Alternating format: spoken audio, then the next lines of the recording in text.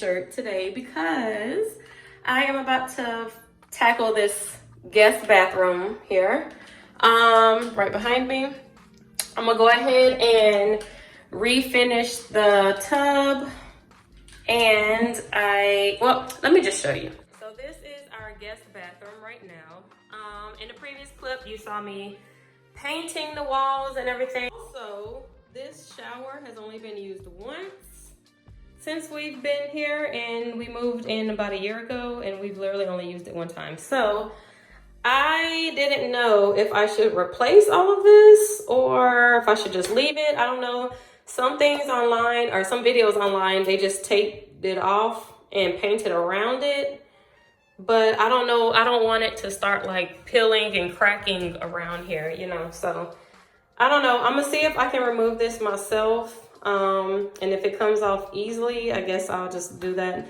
If it gives me a hard time or if I don't feel comfortable, I may just go ahead and tape it off and paint around it.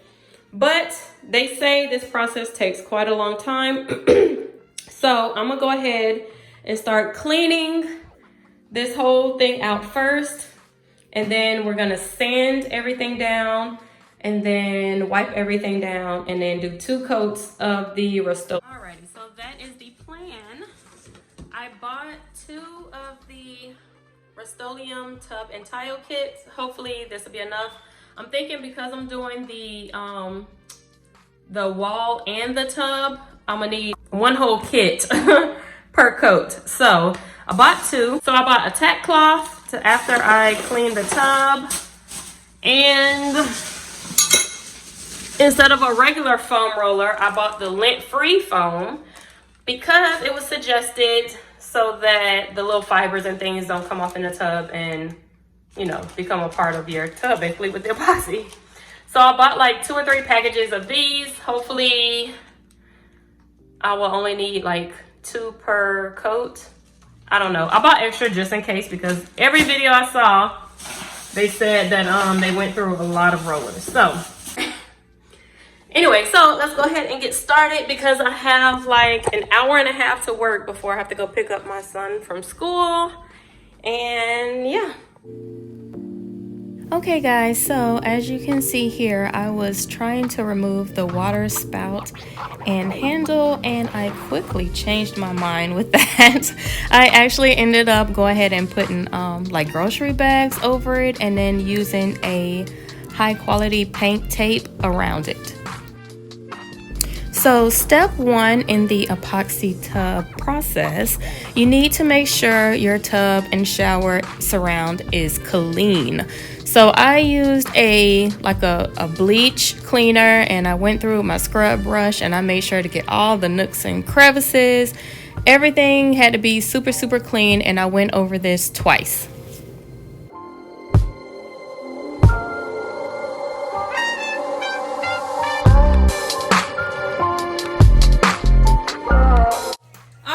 So the tub is clean.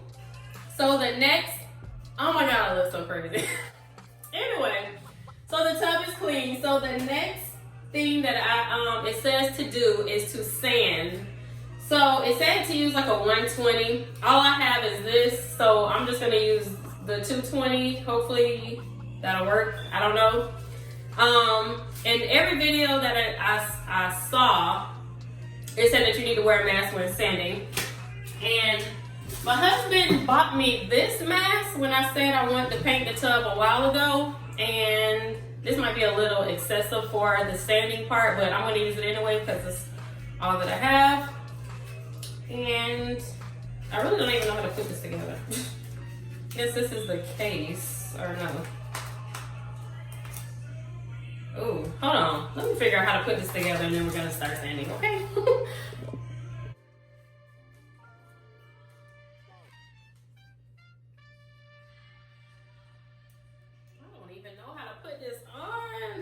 Okay, hold on. Oh, this is legit.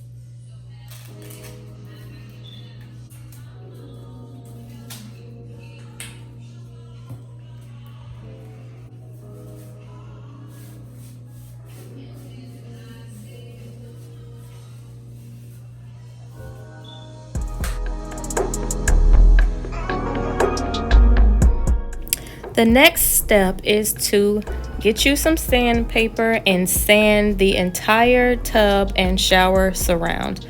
Do not skip this step. This step is crucial for this process to work, because if you do not rough up the edges of the tub, the epoxy will have basically nothing to really adhere to. It will just be on the surface, and you don't want that, because you don't want your tub to be peeling, you know, a month down the line. So you want it to stay on for as long as possible. So make sure that you go ahead and sand the entire tub. Next, you see me taping off here because I'm about to go ahead and start the painting process. But before we do that, we have to get the tack cloth, go back over the tub, make sure there's no lint or little dust fibers or anything like that that can get caught up in the epoxy when you paint.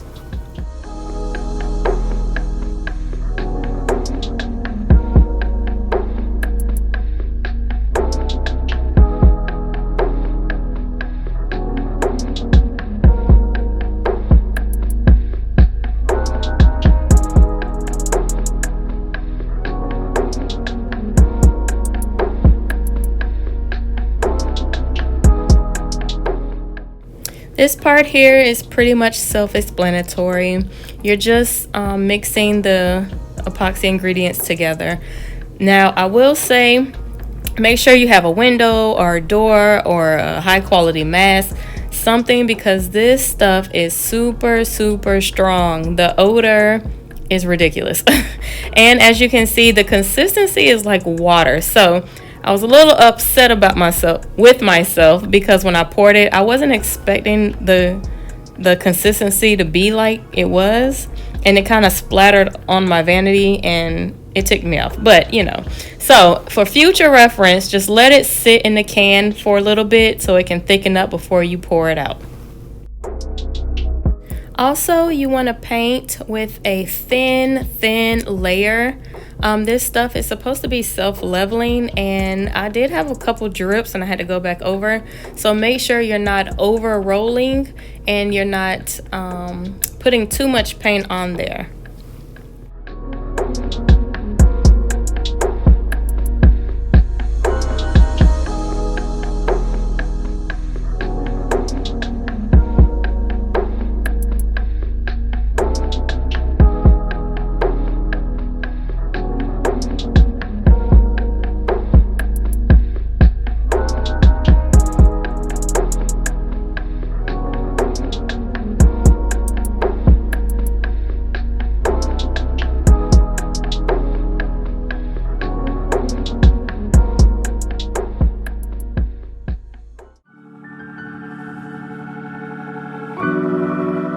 So this here is after the first coat of epoxy. As you can see, it's splotchy, so I'm glad I bought 2 coats or 2 boxes. Here I'm showing where it splattered on my vanity. Oh my gosh, I had to go back and repaint it. So after the first coat was on, I waited approximately 1 hour for it to dry, and then I went back with a second coat of epoxy.